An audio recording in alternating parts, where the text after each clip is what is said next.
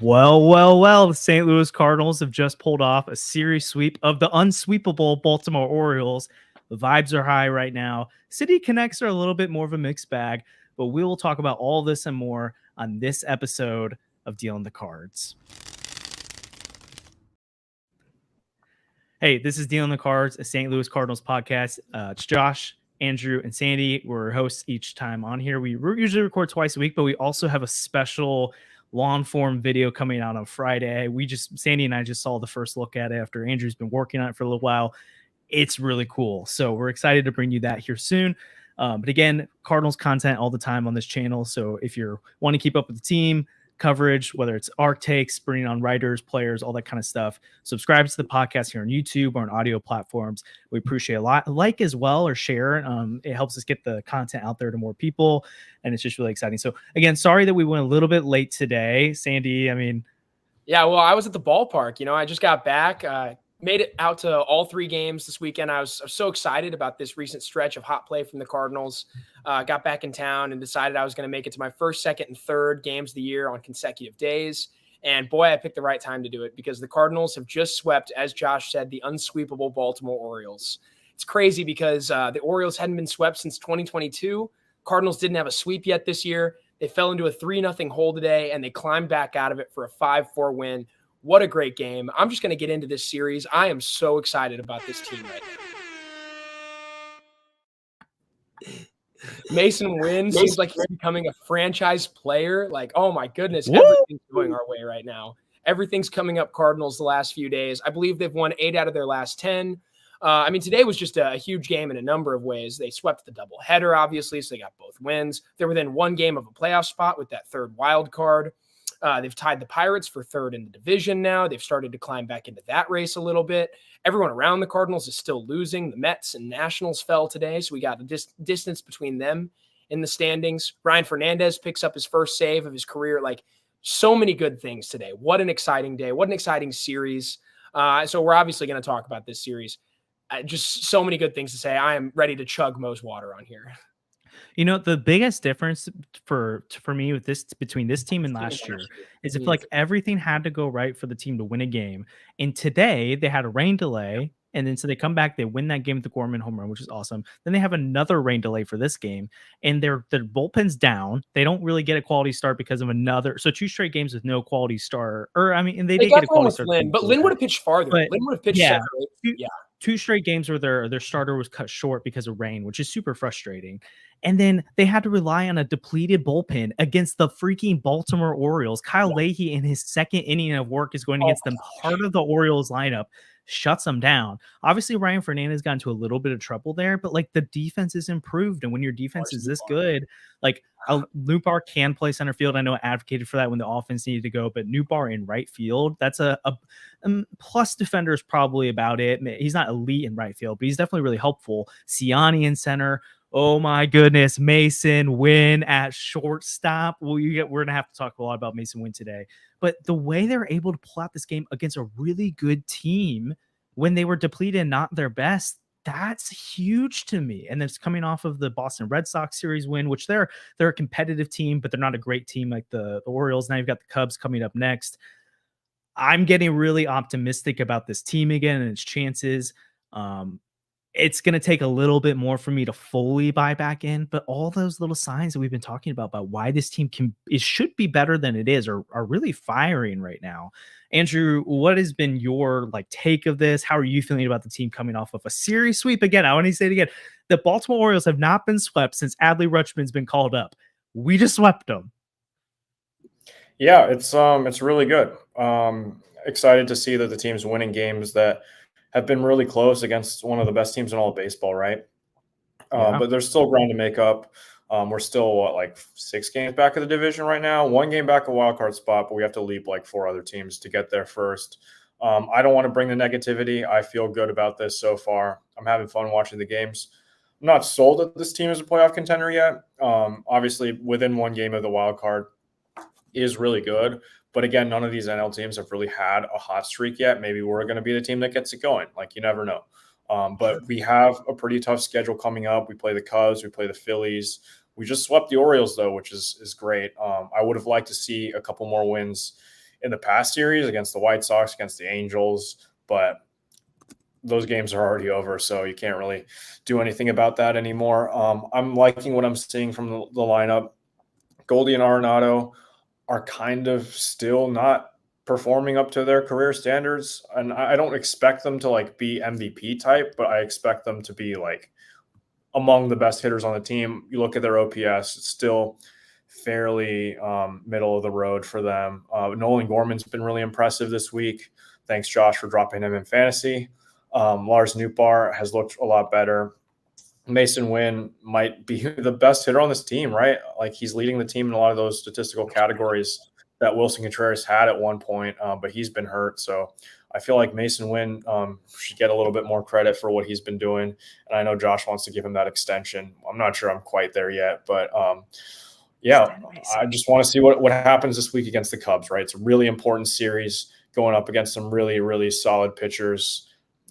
Well, we'll see what happens on Friday, but yeah, it's been fun Andrew, to watch.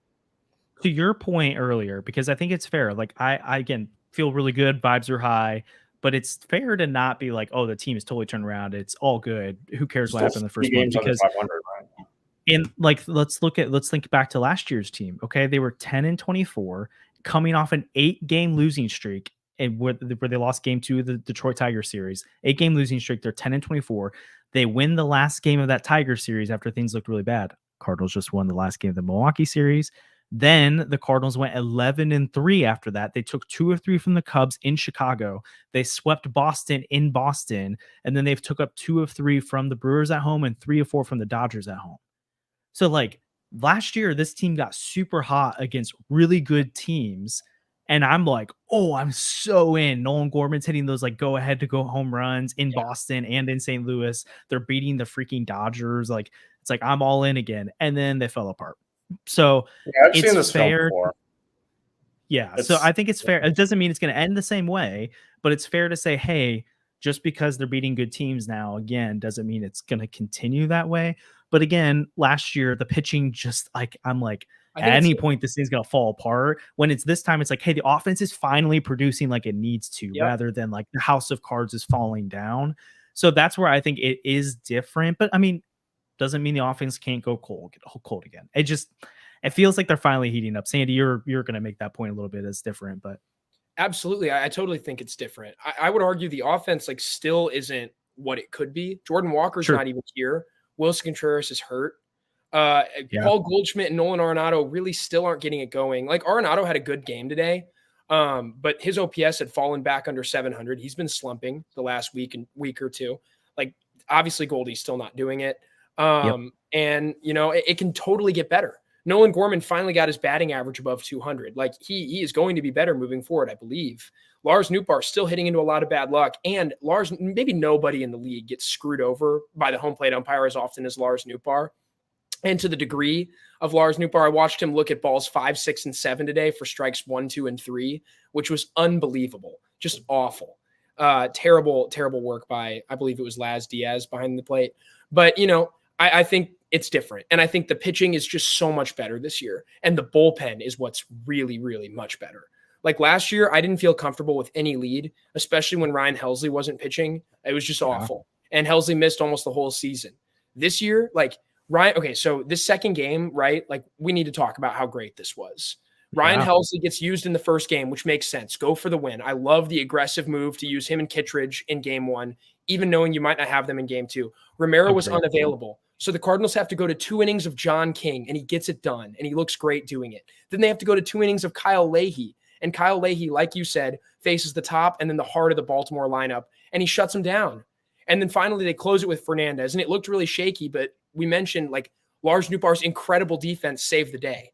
There are just things that this team can do to steal games that last year's team was incapable of doing. Andrew texted at 4:30 and he said, just leave. The game's already over. They lost and they didn't lose. They came back from down 3-0. That's something that last year's team just didn't do. Last year's team didn't lock down leads. They didn't shorten the game. And this year's team does. Called him out. Oh my gosh. I'm finding the screenshot and I'm putting it on here. Oh, that was brilliant. Oh my gosh. I meant to tweet it out. It's called the maneuver and it works. Okay, I'll tell you that. Oh, okay. Yeah, blame it on the email. Okay, whatever. Okay, so but for real though, can we talk about Masyn Winn for a second? Like, Yes. I put this tweet out and I was kind of a little bit tongue in cheek. Okay, I'm not like fully there yet, but I even said, is he becoming? Do you think Masyn Winn is becoming the Cardinals franchise player? And franchise player does not mean a Hall of Famer. It doesn't even necessarily mean an MVP candidate. It means the guy you're building around right now, the face of the team. Like if you're like, hey, the Cardinals are defined by this one guy. This is the guy that all hinges on, or this is the guy that's supposed to lead the team. This is the poster boy of the team. I have a hard time saying it's anyone but Masyn Winn right now. You could have said Wilson Contreras earlier this year, but I think also like the fact that he's like the future too, and the defense behind it, and he's just going to keep getting better. I think it's clearly Masyn Winn right now. And we could talk more about his stats as we're going through here too. But do you guys like? Is that too hot of a take? Is that too aggressive of a take for Masyn Winn right now? I mean, he's had like 2 good months, right? So I don't know if I'd go there yet. Here's a little bit okay, but like it's not like he's again, I'm not saying he's a superstar, but it's like if you're looking at the whole team right now, who's the guy you're leaning on building around, which you could also say is a little bit of like a diss at the Cardinals that your superstar, your star right now is a shortstop who's had 2 good months rather than I'd say it's probably Sonny Gray, whoever. like still pretty clearly. But okay. I don't know. I don't know if I'm going there. I think it's Winn or Contreras personally. Yeah, I feel like it's a little bit too early to bank on like we're gonna build around him, because I feel like his ceiling is his floor is very high, but his ceiling is very low, right? Like I don't see him. You think his like ceiling's low? Home run guy. Yeah, I mean he's gonna be slightly above average bat. I feel like is his. Oh, okay, cool. That's my take. But like I feel like his ceiling is more like a Dansby Swanson, right? Which is not someone that you want to build around, but like he'll be a solid, fine player, but like you want to build around guys like Jordan Walker or guys like Nolan Arenado, Wilson Contreras, like guys with the higher ceiling than like Masyn Winn, because I don't know if I see the like 130, 140 WRC plus type of bat that I feel like I could see in like Jordan Walker, like the defense is really important, but I don't know if I would build around Masyn Winn necessarily long term. I just want to say the Dansby Swanson comp is making me sick to my stomach. Masyn Winn after today has a 120 WRC plus. If the season ended today, that would be the highest mark of Dansby Swanson's career, including his 38 cameo in 2016. Right, because it's been like 50 games. Well, that's bigger than Dansby Swanson's 115 sample size. It's also better than – I mean, like Dansby Swanson this year has been worth 0.6 WAR. Masyn Winn's tripling that up as a rookie, as a 22-year-old rookie. Yeah, that's the key here is he's young. Like Dansby Swanson took a while. He was a glove guy for a long time, kind of got the bat going at the end and had that breakout campaign with Atlanta right before he hit free agency, and he got this huge deal. I also something with Masyn too, and we talked about going into the season. He started slow at every single level he's been at. We've seen this every single level he's gone at. The first 3-ish months, he starts slow and then he figures out the level. Started at AAA last year. Remember, he had that super hot spring training. Then April, May, he was really cold, and then he was like the best hitter in AAA the rest of the year. Came up to St. Louis, was ice cold. Comes up this year and is great. Like I'm not trying to say he is for sure a superstar right now, but I think his floor. His floor is lower than Dansby Swanson, but I think like an average outcome for him would be a Dansby Swanson player.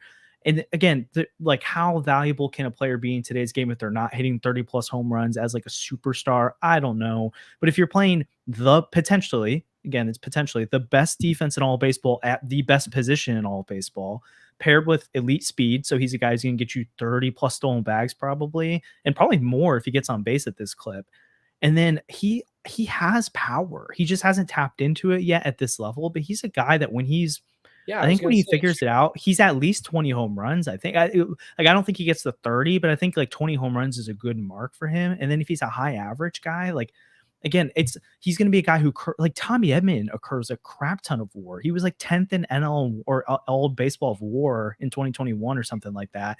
Right, and he is a little bit above league average hitter. I think Masyn Winn can be maybe not like a 30, 40 WRC plus guy, but like a 120 potentially. That's what he is right Yeah, now. I mean, I agree that like guys like Masyn Winn are extremely valuable, and I want to keep him on the team as long as possible. But like the point you make about like Tommy Edman, we don't build around Tommy Edman. Tommy Edman was never like the core of this team. Like there were always guys that you built around. Like Tommy Edman was a key contributor to that, but he's not like the guy that you go to like make the like he's not who you want up in a clutch situation, right? You want him there, like the play needs to be made, but like I feel like Masyn Winn, like even right now with the numbers he's had, I would go to like 3 or 4 other guys before I would go to Masyn Winn in that kind of situation. So I don't know. Yeah, but I'm saying more like Tommy Edman has proven to be like an all-star type player with no, like he does not have the same talent as Masyn Winn. And like Tommy Edman was an elite defender at second base that year. Masyn Winn can be an elite defender at shortstop. Tommy Edman's not an elite shortstop. So when he's made the move over there, he's a pretty average shortstop, especially because of his arm, and he just doesn't have as good of a feel for the position. And also, like, we're not like, I don't think we have to say like, oh, this means Walker isn't the guy you build around or can't be the face. And your face can be like I think again, please do not hear this is not saying Masyn Winn is going to be this guy, but we saw Derek Jeter be the face of the Yankees, and he's not like a power hitter. He was just a guy who knew how to. I'm just trying to think of a really good player that's not like Alex Rodriguez or Corey Seager at shortstop, because that's not his game. Ketel Marte. Yeah, like, that's a good one. I think Ketel Marte has probably had better seasons than I would put in Masyn Winn's like plausible range of outcomes, but he has accrued a ton of value. A lot of Diamondbacks fans would probably tell you he's the face of the team, and he's not knocking the ball out of the ballpark every night. He hits the ball hard though, and we've seen Masyn Winn start to hit the ball hard lately. He's made a lot of good things happen, and he's just an exciting player that the team is committed to having on the club. I think Masyn Winn is going to be here. I can't see the Cardinals moving on from him. I think like he's untouchable right now for the Cardinals. He is, in my opinion, the most exciting player on the roster outside of maybe Arenado, because I still love me some Arenado defense. But like Winn is doing it all. And think about this real quick. Winn has already accrued 2 B-WAR this year, probably a little over once today's game processes. That puts him on pace for a season far better than any season Dansby Swanson has had. Swanson's best year, he finished 10th in MVP voting with 5.5 WAR in 162 games for the Braves. Masyn Winn's not even playing every day. He's playing 5 to 6 games a week. Although I loved the decision to give him both ends of the doubleheader. Thank goodness. Yeah. Which hopefully, I mean, we it's just hard to know. We don't know how much his back is still an issue for him. Yeah. If it's still an issue, I get why they're sitting him. But right now, he is just, I mean, every time he's in the game, he makes things happen. He needs to be playing almost every day if there's no medical issues there. Also, I'm trying to figure out where he's ranking. I mean, I know he's really high up compared to other rookies right now, but I do kind of want to figure out a little bit more. Why can't I find a good split for this on Fangraphs right now? Because if it wasn't for Imanaga right now, I mean, I can't think of another rookie in the National League right now that'd be a better fit for Rookie of the Year than Masyn Winn right now. Yamamoto's been really good. So also, Cardinals can get a draft pick. Yeah, I mean, Yamamoto's been really good. I win over Yamamoto in a heartbeat. Lock it up. Well, yeah, because Yamamoto's making $30 million, but like. No, I'm saying like so that in the Rookie of the Year race, I'd take Winn over him in a heartbeat. Oh, 3.17 ERA. Okay. Middling numbers, good, but not middling numbers. Like that's almost as good as anyone in our rotation. Like you take that. That's true. It's true. But I would call it quite middling, but I would definitely take not like. Let's see. WRC plus. He's at a 1. What is he at right now? 120 now, Masyn Winn? Man. Well, it's 120 when today's game processes, yeah.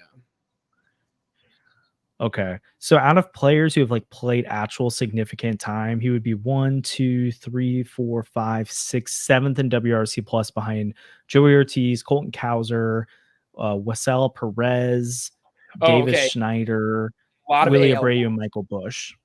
Yeah, a lot of AI guys. But then you also add the defense from Masyn Winn too in the base running, so anyways, I know it's early. I'm not trying to say book it. He's some like future every year all-star elite shortstop, but I I mean, you're looking at the future of this team right now. You know it's not Arenado. You know it's not Goldie.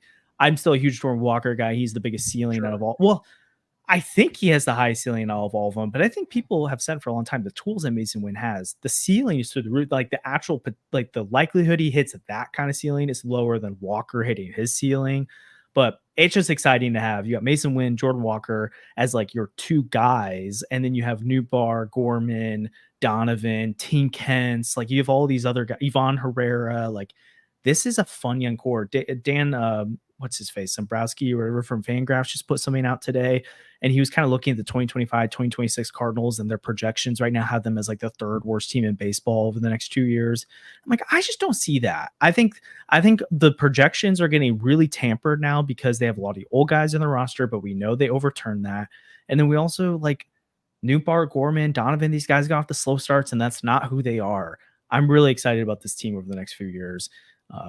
Let's quickly wrap up, I guess, maybe this part of it, then let's get into the Cubs series. But like, how much? So scale of like 1 to 10, I'm all the way back in. This team is going to be a playoff team in 2024 again. To 1 is like I'm completely out. Sandy, where are you at? Like a 7. Like I'm very excited about this team right now. I mean, maybe it's because I've just been down at Busch the last 3 days and I've just been enjoying the ballpark ambiance. But I'm really excited to see where this team can go. And I think that like I would love to see them take 2 or 3 from the Cubs and then, you know, move forward next week and get back above 500. They have completely erased the 7-game losing streak. And now it's time to see, like, they've made up for what happened. Now it's time to see how can they build on this success. Where are they going? Yeah, I'll go like a 6, just because again, we talked about they had that stretch last year where they were really good. So I don't want to burn myself that way again. The 5th starter and how they're still handling that still gives me a lot of concern, especially when it's not like 1 through 4 is like the most reliable of all time either. And it makes me scared. It's like if Gray goes down with an injury, or even if Lynn or Gibson go down with an injury, it's like, what is this rotation? But I like the bullpen. I really like the lineup. So I'll say like a 6. And then this Cubs series could put me into like the 8 range, I feel like. Andrew, where are you at? Not like a 4, or not a 4, like a 5. I feel like there.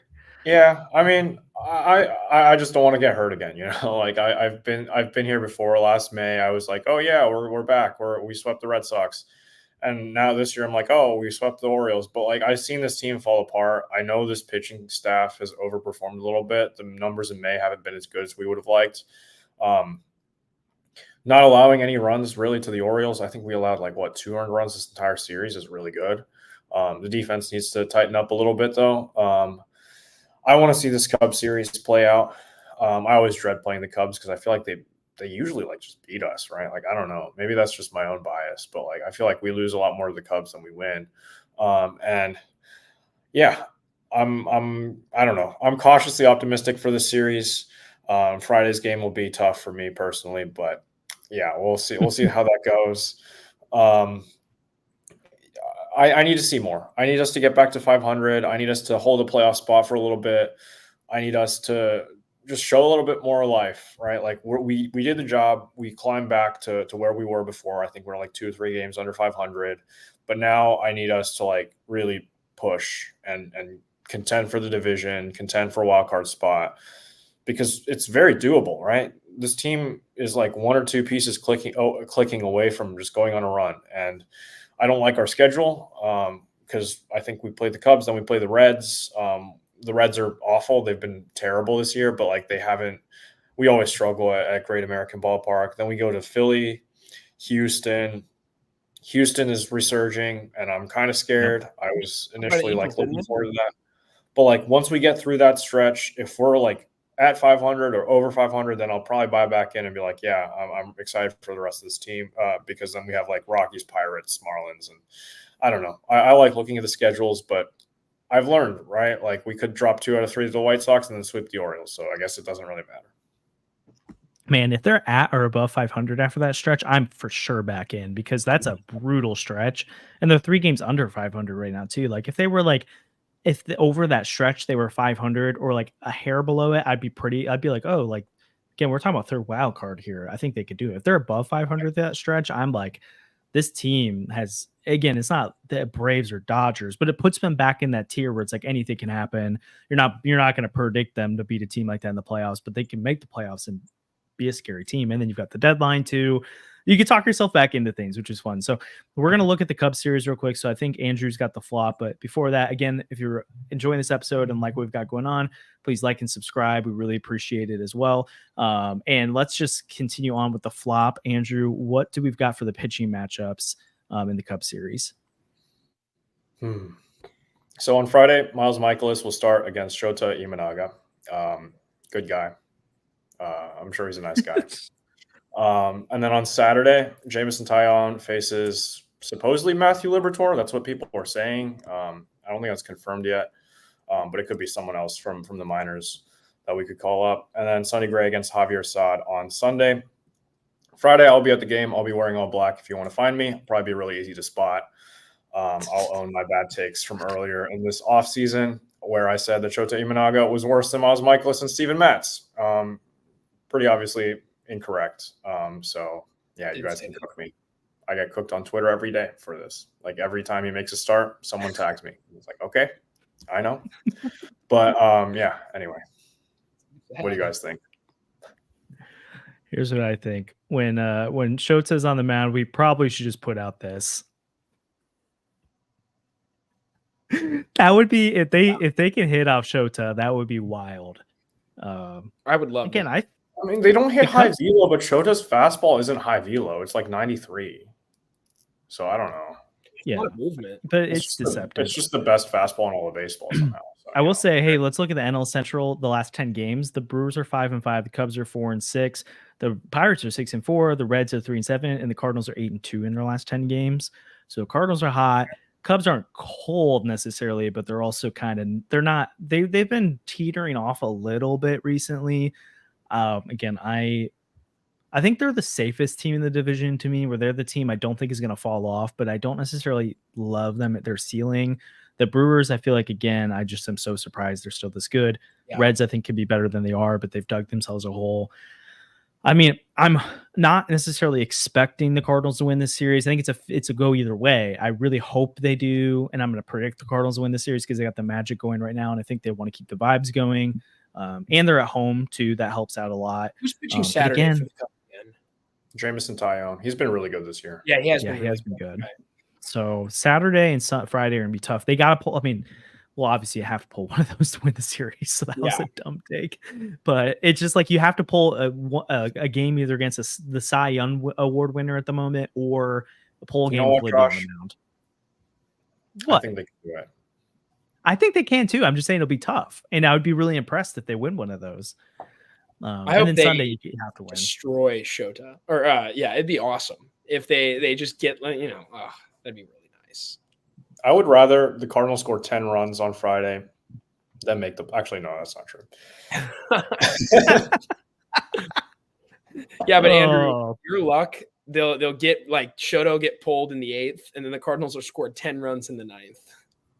Yeah, like they did to Yu Darvish that one time. I remember that. That was awesome.